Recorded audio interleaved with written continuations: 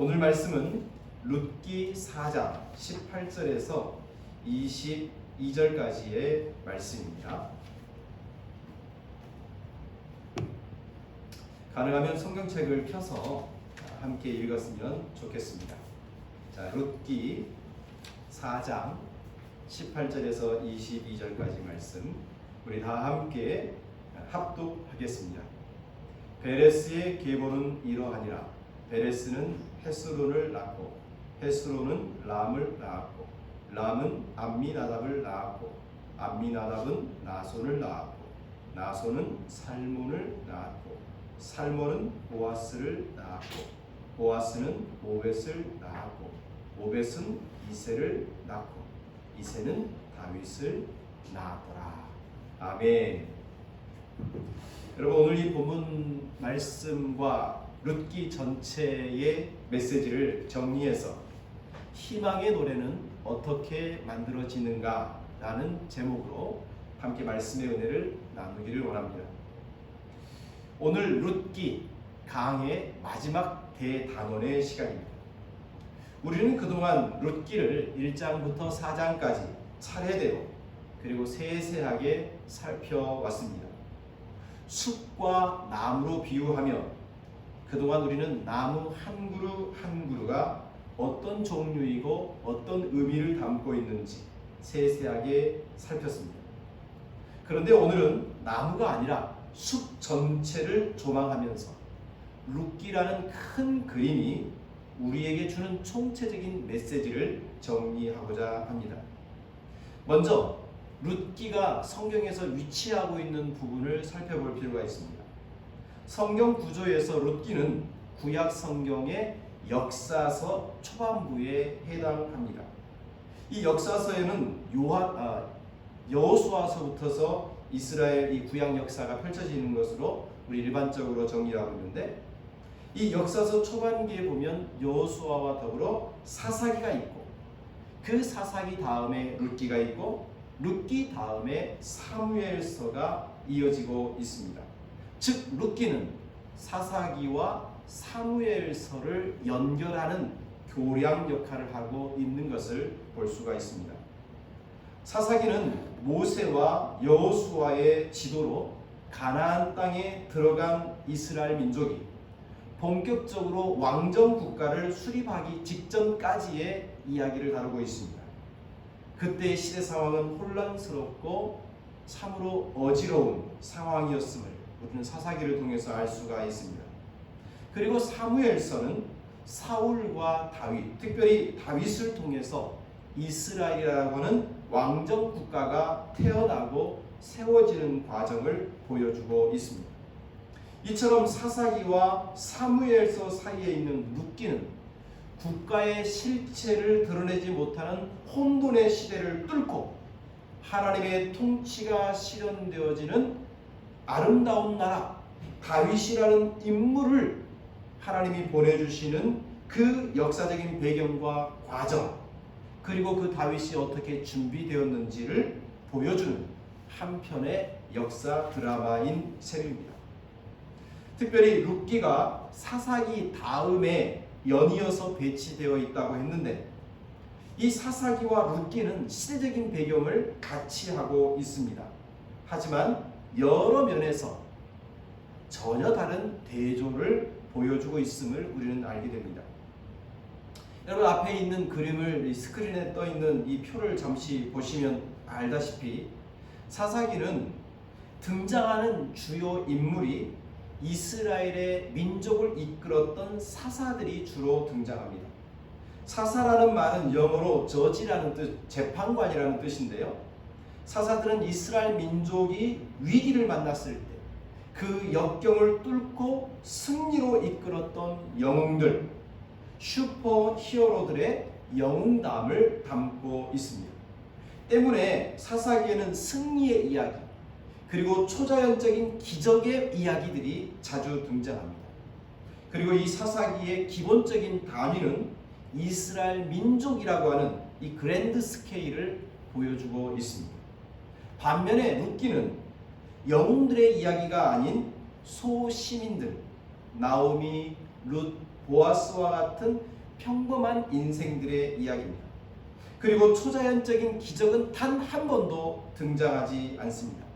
대신에 보리 추수라든지 이삭 죽기라든지 또 남편과 자녀를 상실한 이런 일상의 이야기들로 꽉 차 있습니다. 국가와 민족의 이야기가 아니라 한 개인의 소소한 가정사를 기록해주고 있다는 점에서 이 사사기와 룻기는 굉장히 대조적인 책입니다. 하지만 이처럼 그 이야기 자체의 무게와 급이 다른 전혀 다른 책이지만 이 이야기들의 결론을 보면 우리의 예상과는 매우 다르게 마무리되고 있다는 사실을 알게 됩니다. 여러분, 사사기서의 결말이 사사기 21장 25절에 이렇게 나와 있습니다. 그때에 이스라엘에 왕이 없으므로 사람이 각기 자기의 소견에 오른 대로 행하였더라. 이스라엘의 왕이 없으므로라고 했는데 사사기를 읽어보면 정치적인 왕은 없지만 하나님께서 왕처럼 민족을 다스리십니다. 하나님께서 왕으로서 사사들에게 고난과 그 힘을 위임해 주시고 기적적인 승리를 보내주셔서 민족을 위기로부터 구원해 주시죠. 그런데 이스라엘 백성은 눈에 보이는 왕이라는 제도가 없기 때문에 자기의 소견대로 자기에게 옳은 대로 각자 마음대로 자기 스스로가 왕이 되어서 오합지졸 파편화되어지고 혼돈된 삶을 살았다. 이것이 사사기의 마지막 결론입니다. 여러분, 이스라엘 백성들은 산산조각 나버려서 모래알처럼 이렇게 모여지지 않는, 그래서 겨우 자신의 생존만을 위해서 살아가는 혼돈의 이야기, 이게 사사기의 결말인 거죠. 그러나 반면에 룻기는 전혀 다른 결말을 우리에게 소개합니다. 우리 지난주에 이미 살폈던 것처럼 룻기 4장 17절은 많은 여인들이 나오미를 향하여서 노래하고 축복을 비는 장면으로 끝나죠. 특별히 17절 마지막에 보면 나오미가 오벳이라고 하는 아이를 품에 안고 환하게 미소 지으며 행복하게 매듭 짓고 있는 것을 우리는 보았습니다. 그 오벳이 누구입니까? 바로 다윗의 아버지인 이새의 아버지가 오벳이죠. 쉽게 말하면 이 오벳은 다윗의 할아버지인 것입니다. 그리고 18절 오늘 읽었던 본문 이하에 보면 족보가 나옵니다. 베레스에서부터 시작하여서 다윗에 이르는 이 족보의 이야기가 나오고 있습니다. 그런데 이 족보는 중요한 것은 다윗 세계로 종결된다는 것입니다. 여러분, 이 족보라고 하는 것은 성경에 보면 이게 중간중간에 아주 자주 등장하는 것을 우리가 알게 됩니다. 창세기 5장에 보면 아담에서 노아에 이르는 족보가 나옵니다. 창세기 11장을 보면 노아의 아들인 셈에서부터 시작하여 믿음의 조상인 아브라함까지의 족보가 나옵니다. 모세오경을 보면 이 아브라함의 후예들이 어떻게 커가는지 12지파의 족보가 자주자주 등장하는 것을 알게 됩니다.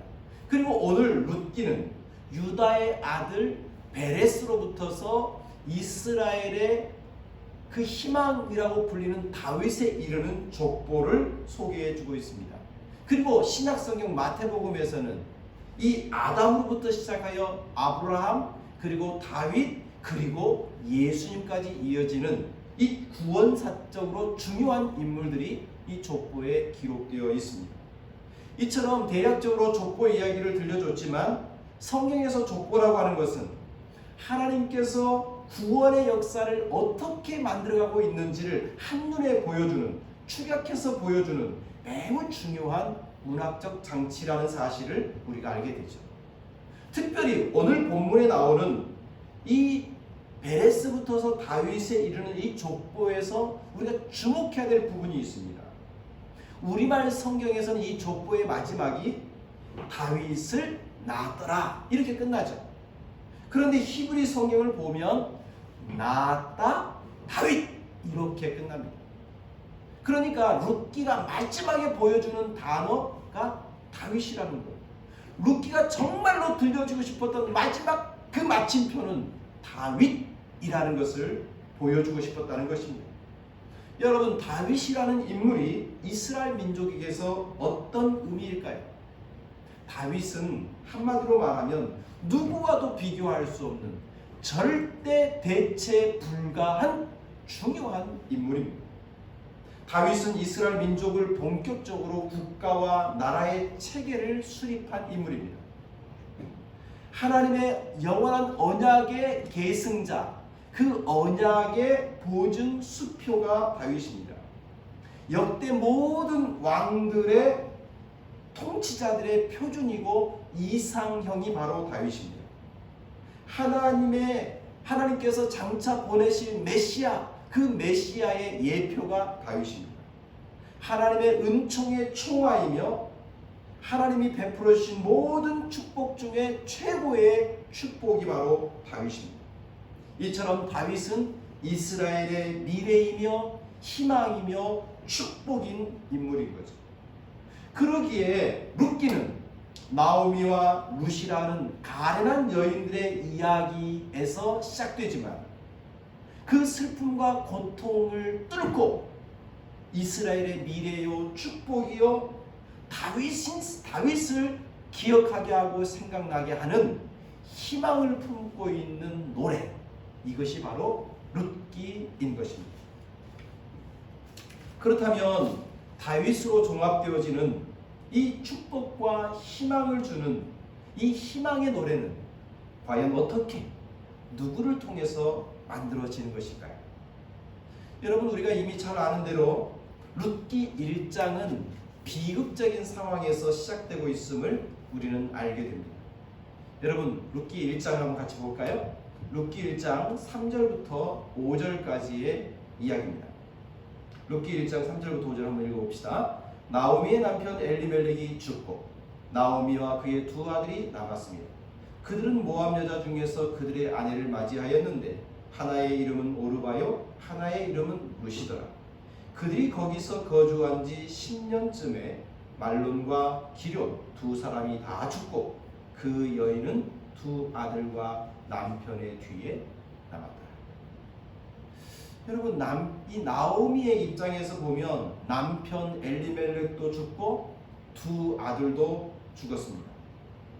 룻과 오르바 역시도 남편도 없고 자식도 없는 처량한 처지가 되고 말았습니다. 여러분, 서로 연결해 줄 것이 없는 세 명의 여인들만 덩그러니 남게 되었습니다. 남편이 죽었다는 것이 무슨 의미입니까? 그것은 자신을 보호해줄 울타리가 없었다는 말이죠. 사회적, 경제적 바운더리가 사라지고 안정을 취할 수 없는 그 불편하고 힘든 상황이 펼쳐졌다는 것입니다. 아들들이 죽었다는 것은 어떤 의미일까요? 앞으로 자신에 닥쳐올 어떤 미래에 불안하고 힘든 일들이 있을 때 뭔가 기대가 되어지고 도움이 될 만한 미래가 없다는 것입니다. 여러분, 사랑하는 사람을 먼저 보낸다는 것, 그것보다 허전하고 슬픈 일은 없을 것입니다. 그런데 놀라운 것은 세 명의 여인이 모두 슬픔의 파도에 맞서고 있다는 겁니다.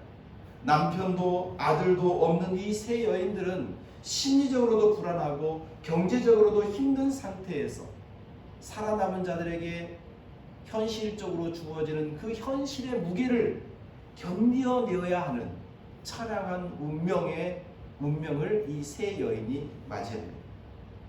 그래서 나오미는 룻기 1장 21절에 보면 내가 풍족한 중에 나갔더니 여호와께서 내게 비어 돌아오게 하셨다라며 히락이라고 하는 자신의 이름, 그 나오미라고는 더 이상 이제 부르지 말아라.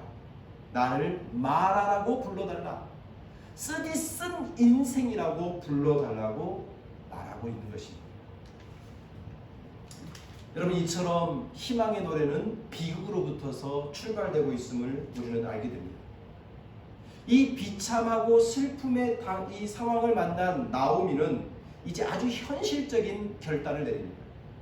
나오미는 모압 생활을 정리하고 고향으로 돌아가기로 했습니다. 그래서 모압 출신의 두 며느리를 불러놓고 아주 현실적인 제안을 하죠. 룻기 1장 12절부터 13절에 보면 이렇게 정리합니다. 내 딸들아 되돌아가라. 나는 늙었으니 남편을 두지 못할지라. 가령 내가 소망이 있다고 말한다든지 오늘 밤에 남편을 두고 아들을 낳는다 하더라도 너희가 어찌 그들을 자라기까지 기다리겠느냐? 어찌 남편 없이 지내겠다고 결심하겠느냐? 내 딸들아 그렇게 하지 마라. 그러니 너희들은 돌아가라. 이렇게 말하고 있습니다. 나오미는 자신에게 희망이 없다는 사실을 인정합니다. 모든 가능성을 동원하더라도 이 두 며느리를 행복한 미래를 만들어줄 수 없다는 것을 인정해요. 그래서 우리 집은 소망이 없다. 그러니 너희들도 친정으로 돌아가라. 우리 집은 오늘부터 해산이다. 이렇게 말하고 있는 것입니다. 만약 시어머니 나오미가 두 며느리를 데리고 고향으로 돌아갔다면 나오미는 두 며느리를 통해서 봉양을 받는 입장이니까 훨씬 수월하고 훨씬 안정된 삶을 살았을지도 모릅니다. 개인적으로는 덜 외롭고 덜 힘들었겠죠. 하지만 나오미는 두 며느리를 친딸로 생각했던 것 같아요. 그래서 내 딸들아 너희가 나 때문에 고생하기보다는 나를 버리고 친정으로 돌아가서 새 삶을 살아가는 것이 오히려 나에겐 기쁨이 되겠구나. 그러면서 이 두 며느리를 모압 고향으로 돌려보내고자 했던 것입니다. 이런 현실적이고 그리고 어쩌면 합리적인 이 제안을 들은 두 번째 며느리 오르바는 어머니를 두고 떠납니다.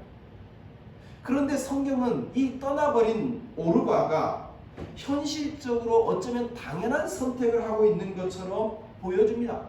이미 그 시어머니도 돌아가도 좋다고 허용을 했기 때문에 오르바를 욕할 사람은 없습니다. 하지만 이 현실적 대안을 추구했던 오르바의 삶에 대해서는 성경은 더 이상 침묵하고 있습니다. 그런 오르바에 대해서 관심이 없다는 것입니다.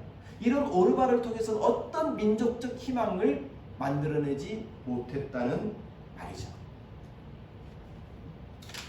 여러분, 우리가 좀 피곤하면 당연히 좀 쉬어야 된다고 생각을 합니다. 일주일 동안 일하느라 바빴으니까 일요일에는 좀 놀아도 된다고 생각할 수 있습니다. 수고하고 노력해도 먹고 살기 빡빡한 상황이라면 헌금 조금 뒤로 미뤄도 좋겠다, 이런 생각이 당연히 들 수 있습니다. 인간적인 당연함을 내세우면 신앙생활하고 봉사생활하고 누군가를 나누고 섬기는 것, 그것이 굳이 하나도 하지 않아도 그렇게 욕먹을 일은 아닙니다. 그러나 신앙생활을 그렇게 쉽게 편하게 합리적으로 인간적 계산을 앞세워서만 한다면 하나님이 우리를 도와주시는 은총, 하나님이 우리에게 베푸시는 헷세드의 축복을 경험할 길은 아주 멀어 보이는 것입니다. 이렇게 당연한 선택만을 한다면 우리의 미래는 어떤 희망도 축복도 만들어낼 길이 없는 것이죠. 하지만 룻은 달랐습니다. 룻은 나오미를 떠나지 않습니다. 오히려 룻은 돌아가라고 하는 이 시어머니의 세 번이나 제안하는 것을 만류하면서 더욱 강하게 충성스럽게 어머니를 붙쫓습니다. 그러면서 어머니에게 룻기 1장 16절 17절에 이렇게 말합니다. 내게 어머니를 떠나며 어머니를 따르지 말고 돌아가라 강권하지 마옵소서. 어머니께서 가시는 곳에 나도 가고 어머니께서 머무시는 곳에 나도 머물겠나이다.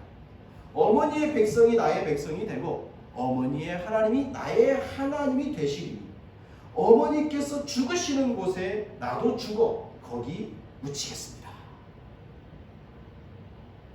여러분, 어머니를 따라가겠습니다. 돌아가라고 강권하지 마십시오. 어머니가 가시는 곳 어디든지 그게 죽음이라도 따라가겠습니다. 무엇보다도 어머니의 백성이 나의 백성, 어머니의 하나님은 나의 하나님입니다. 여러분, 이 룻의 고백은 단순한 효심의 표현이 아니죠. 그 마음 깊은 곳에 깔려있는 하나님에 대한 믿음으로부터 끌어올려진 고백인 것입니다.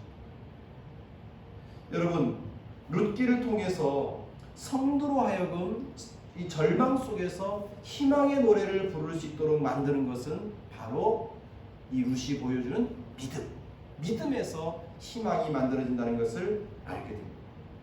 믿는 자, 보이지 않는 세계를 바라보는 자, 그것 때문에 힘들고 어렵고 고난이 있고 때로는 바보라는 말을 들어도 그 믿음을 붙잡고 인내하며 나아가는 사람을 통해서 하나님은 희망의 노래를 만들어 간다는 사실을 이 룻기는 우리에게 보여주고 있습니다.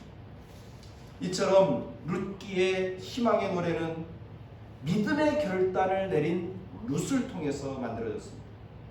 어머니를 따라가면 어떤 일이 있습니까? 늙은 어머니를 평생 동안 봉양하느라 자신의 젊음을 불태워야 합니다. 이스라엘 사람, 유대인들은 특별히 민족적 배타성이 굉장히 강한 민족입니다. 그런 배타성이 강한 유대인 베들레헴 땅에 가면 아는 사람 하나도 없는 평생을 이방인이요 나그네처럼 살아야 했을 것입니다. 그럼에도 불구하고 어머니의 백성은 나의 백성이 될 것이고 어머니의 하나님은 나의 하나님이 될 것입니다 라고 하는 이 룻의 믿음은 어찌 보면 아브라함과 그의 며느리 리브가의 믿음의 결과 같이 하고 있습니다. 창세기 12장에 보면 아브라함이 본토, 친척, 아버지 집을 떠나 하나님께서 명하신, 하나님께서 일러주신 그곳을 향하여 믿음으로 출발하죠. 여러분, 아브라함의 며느리 리브가는 어떻습니까? 리브가는 아브라함 한 번도 본 적 없습니다. 리브가는 이삭을 만난 적도 없습니다. 그럼에도 불구하고 아브라함의 종을 통하여 하나님께서 아브라함에게 이러이러한 복을 주셨다는 그 복에 대한 이야기를 들었을 때 리브가는 용기를 가지고 본토, 친척, 아버지, 오빠, 가족을 버리고 믿음을 따라 아브라함이 있는 믿음의 땅으로 나아갑니다. 마찬가지로 룻도 시어머니를 따라가는 것이 고생길이고 아는 사람 하나도 없는 이방인이요 나그네처럼 살아야 하는 배타성이 강한 유대민족 속에서 외톨이가 될 것이 뻔하지만 그러나 그것이 하나님의 부르심이라고 믿고 과감하게 모아 본토, 친척, 아버지, 집을 떠나 오늘 지금 하나님이 부르시는 땅으로 출발하는 것입니다. 이처럼 항상 믿음의 모험과 믿음의 인내 속에서 희망의 노래는 만들어진다는 사실을 우리는 알게 됩니다. 사랑하는 성도 여러분, 희망의 노래는 과연 누구를 통해서 어떻게 만들어지는가? 우리는 계속 이렇게 질문을 던지고 있습니다. 당연해 보이는 현실적인 계산 속에서는 희망은 만들어지지 않습니다. 그러나 무모해 보이지만 하나님의 부르심이기 때문에 믿음으로 결단하고 믿음의 모험을 감행할 때 그때 하나님은 우리에게 믿음의 희망의 노래를 만들어가기 시작하는 것입니다. 또한 룻기 4장을 보면 희망의 노래는 헷세디의 사람을 통해 만들어진다는 사실을 알게 됩니다. 여러분, 룻기 4장 6절을 보면 그 기업 물을 자가 이르되 나는 내 기업에 손해가 있을까 하여 나를 위하여 물으지 못하노니 내가 물을 것을 너가 물으라. 나는 물으지 못하겠노라 라고 하는 이야기가 나옵니다. 나오미의 기업을 물을 수 있는 권한을 첫 번째로 가진 기업 물을 자가 포기하는 거죠. 왜 포기합니까? 내 기업에 손해가 있을까 하여 내 기업에 손해가 있을 일은 하지 않겠다는 것입니다. 여러분, 대부분의 사람들은 자신에게 손해가 되는 일을 피하거나 외면하죠. 대부분 사람들은 자신에게 이익이 되는 것, 자신에게 쉬운 것, 자신에게 편한 것, 자신에게 이로운 것을 선택하려 합니다. 하지만 그런 자기만을 생각하는 사람들을 통해서는 미래의 희망과 축복은 오지 않는 것이죠. 며칠 전에 인터넷 기사에 김형석 교수님이라는 분이 쓴 그 인터뷰한 내용이 있었습니다. 여러분, 김형석이라는 이분은 올해 나이가 102세입니다. 그럼에도 불구하고 아직도 세미나와 강연의 강사로 초대받을 정도로 왕성하게 일하시는 분입니다. 여러분, 이분이 그 기사의 내용 중에 이런 말을 합니다. 내가 100년을 살아보니까, 내가 100살을 살아보니까 이 세상에서 행복해질 수 없는 두 유형이 있더라는 겁니다. 절대로 행복해질 수 없는 두 유형. 첫 번째는 정신적 가치를 모르는 사람이라는 것. 모든 행복과 기쁨의 조건을 물질로만 생각하는 사람은 절대로 행복해질 수 없다는 겁니다. 두 번째는 자기만을 생각하는 이기적인 사람은 행복해질 수 없다는 것입니다. 행복은요, 사람들 속에서 사람들과 함께 만들어지는 것이지 자기 혼자 만드는 것이 아니라는 것입니다. 여러분, 자기만을 위해서 내 손에 되는 것은 하지 않고 내게 이득되는 것만 하겠다고 하는 사람은 행복해질 수가 없고 동시에 미래의 희망을 만들어낼 수 없는 것입니다. 그러나 보아스는 어떻습니까? 자신에게 기업이 손해가 날 것을 뻔히 압니다. 자신만 아는 것이 아니라 모든 사람이 압니다.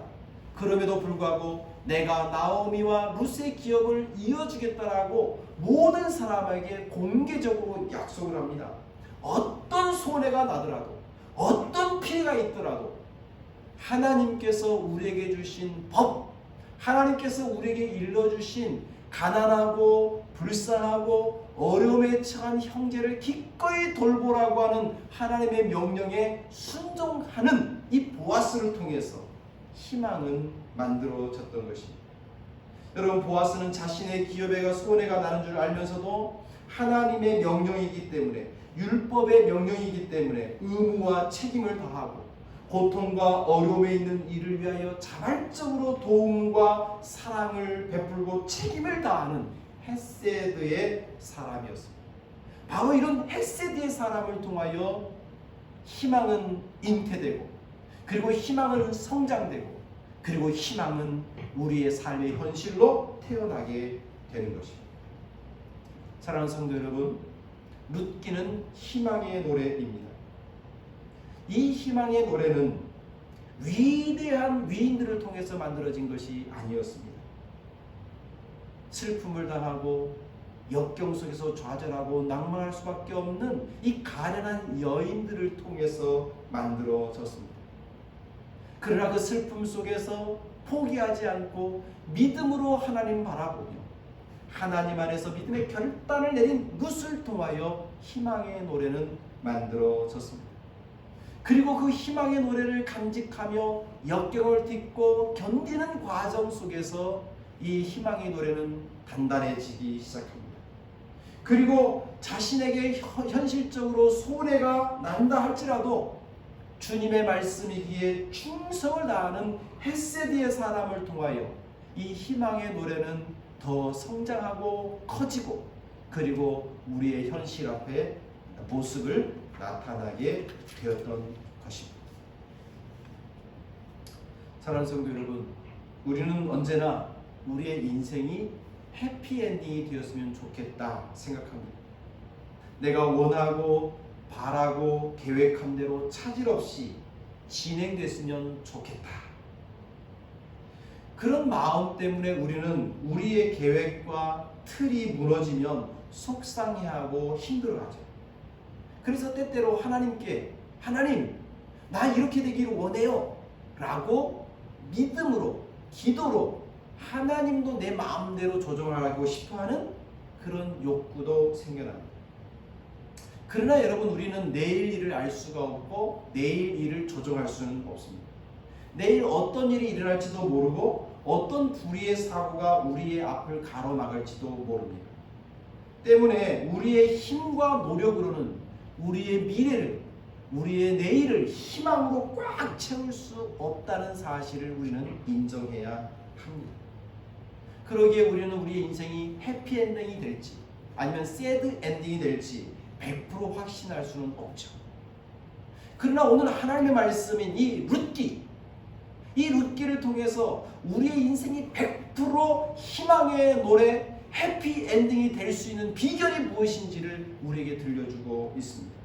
그것이 무엇입니까?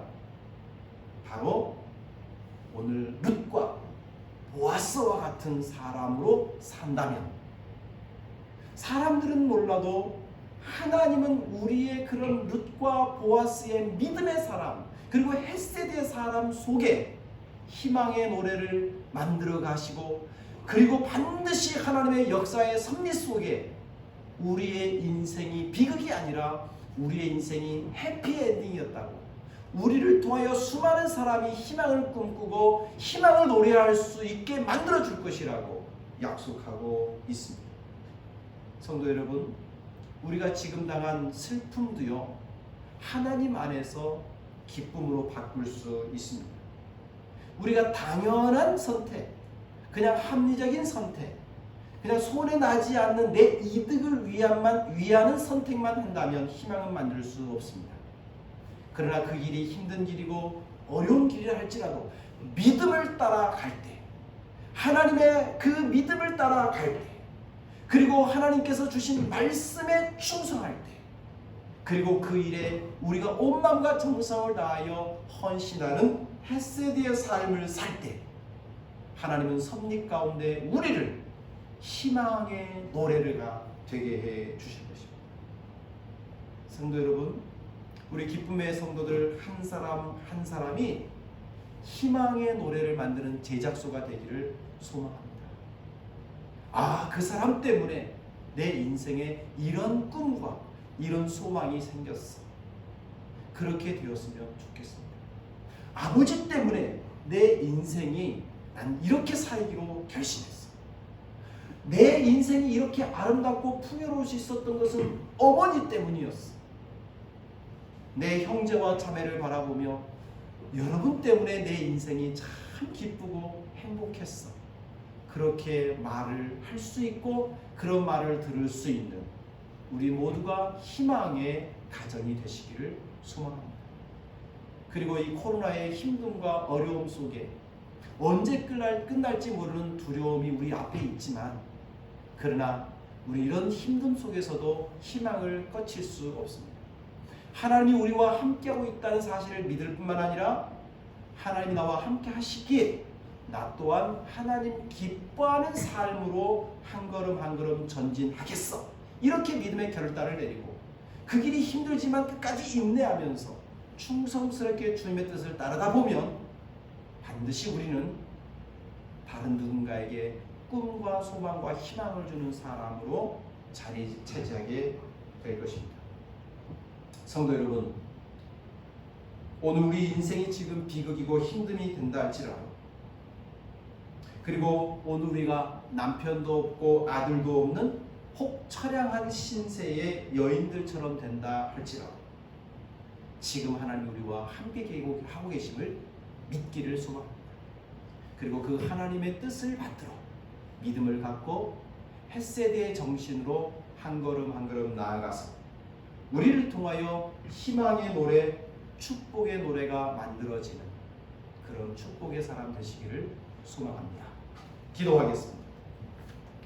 하나님 아버지, 오늘 룻기 대단원을 우리가 내렸습니다. 룻기의 마지막은 다윗, 이스라엘의 희망이요, 이스라엘의 미래요, 이스라엘의 축복인 다윗으로 마침표를 찍고 있습니다. 남편도 잃고 아들도 잃고 슬픔과 절망 속에 시작했던 이 룻기가 마지막에 다윗이라는 희망의 노래로 마칠 수 있었던 것은 믿음을 따라 살아가는 룻이 있었고 헷세드의 정신으로 살아가는 보아스가 있었기 때문입니다. 바로 이런 믿음의 사람, 헷세드의 사람을 통하여 희망은 만들어지고 축복은 만들어지고 미래의 아버지 미래가 밝게 되는 일들이 일어난다는 사실을 오늘 알게 되었습니다.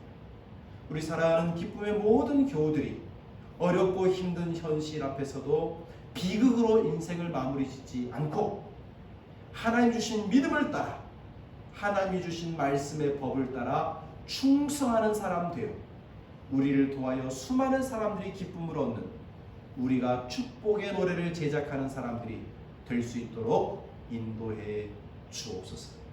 아빠 때문에, 엄마 때문에, 우리 가족 때문에, 그리고 우리 교회 때문에 우리에게 희망이 되고 축복이 됐다고 말하고 그런 고백을 들을 수 있는 우리 모든 기쁨의 교우 되게 해 주옵소서.